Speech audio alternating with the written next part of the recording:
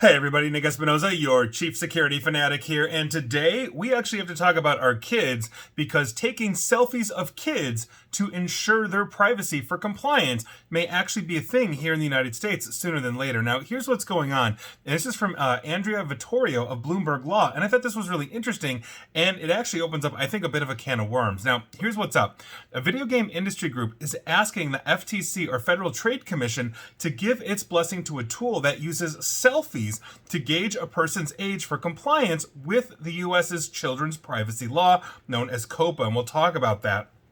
Now, this group, the Entertainment Software Rating Board, which rates video games on their age appropriateness, applied for federal agency approval with Yoti. They basically make a face scanning tool, and also along with Super Awesome. Now, this is a service owned by Epic Games that provides a platform for managing parental permissions. Agency approval, if granted, would give businesses reassurance that the technique meets legal requirements for gaining parental permission before collecting kids' personal information. Now, Yoti's age estimation technology can extrapolate how old somebody is from their facial features. It involves taking a selfie that the system checks to ensure that it's the person's real face and not fake or a photograph. Now, once verified, the face scan is processed, an age estimate is provided, and the photo is deleted. That's according to them. Now, services such as Meta, basically their platform, their Instagram and Facebook, are using this technology to estimate whether users are over or under the age of 18. That doesn't honestly make me feel better, but here we are, and so we'll see where that goes. On top of it, I also think we need assurances that the photos actually are deleted. Excuse me. If you recall, Snap got in trouble for that. Snap of Snapchat fame back in the day basically said, oh yes, when you're sending a snap, it'll burn after 10 seconds, 30 seconds, whatever that time limit is. And they ended up having a whole bunch of photos of a whole bunch of underage people on their servers because it's not a one-to-one, phone-to-phone. It goes phone to cloud, cloud to the other phone. And guess where they were getting stuck? And guess what the hackers hit? So that obviously is of concern to me to make sure they actually are deleted. Now, on top of this, Super Awesome, the other organization, uses this method to verify that an adult is actually providing permission on behalf of a minor according to the approval application. So together with Yoti, it has delivered more than 4.8 million age estimates since 2022 in jurisdictions outside of the United States, according to their application for approval to the FTC. Yoti's tool has gotten more attention as states across the United States adopt laws restricting underage access to social media apps and basically adult content websites, forcing online businesses to try and figure out how on earth to determine somebody's age without holding on to personal data. Basically meaning if I'm going to that adult site, I'm clicking, yes, I'm 18 years old, and I'm clearly not 18 years old. Let's say I'm 13 or whatever I am, and it's letting me in. Now they're attempting to verify, and states are actually coming out with laws that say social media should not be adopted, for a minor until they're 16 years or older. I'm all for that, although I think that age should be raised given all of the evidence. I've talked about that extensively, though, on the radio and on my podcast and video as well. Now, the age estimation technology isn't used to determine if the individual who the individual is who they claim to be. Meaning, I can say like, yes, I'm an X person. They're not saying that they're verifying me. They're verifying my age, and that's the only thing that they are doing.